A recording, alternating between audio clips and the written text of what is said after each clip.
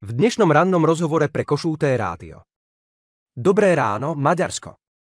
V programe premiér Orbán zdôraznil eskalujúci konflikt a zmenšujúce sa okno príležitosti zvrátiť kurz.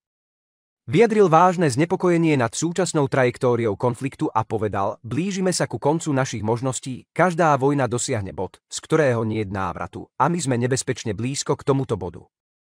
Premiér Orbán v súvislosti s šírením konfliktu poznamenal: nepodarilo sa nám izolovať tento regionálny konflikt a teraz sa všade objavuje ukrajinská vojna.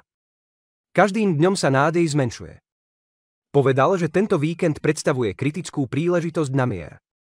Máme šancu priblížiť sa k obmedzeniu vojny a musíme prežiť nasledujúce mesiace až do prezidentských volieb v USA, dodal. Potom môžeme vytvoriť transatlantickú mierovú koalíciu na zastavenie vojny.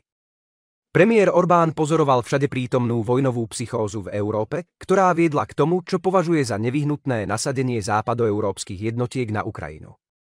Kritizoval maďarskú ľavicu za jej ambivalentnosť a uviedol: maďarský ľud je mierumilovný, ale tí, ktorí financujú ľavicu, chcú vojnu. Premiér varoval pred pokusmi umlčať zástancov mieru a povedal: každý krok západu sa stretáva s ruskou odpoveďou, ktorá rozširuje konflikt. Sme na pokraji straty šance vrátiť sa späť. Zopakoval neochvejný záväzok Maďarska k mieru bez ohľadu na výsledky volieb.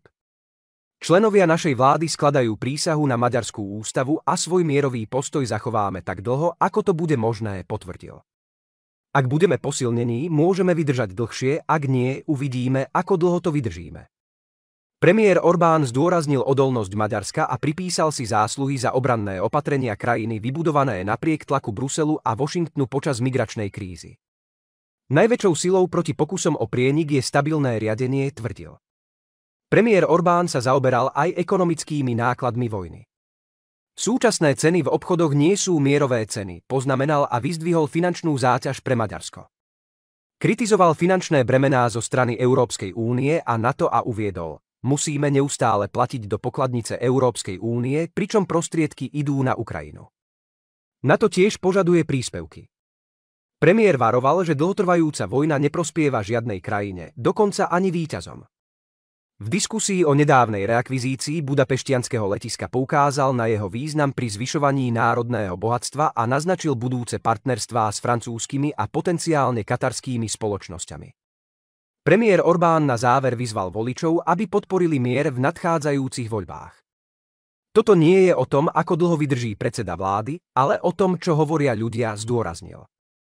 Vďaka tejto vojne sme už veľa stratili. Dlhotrvajúci konflikt škodí všetkým a musíme využiť túto šancu a zastaviť ho.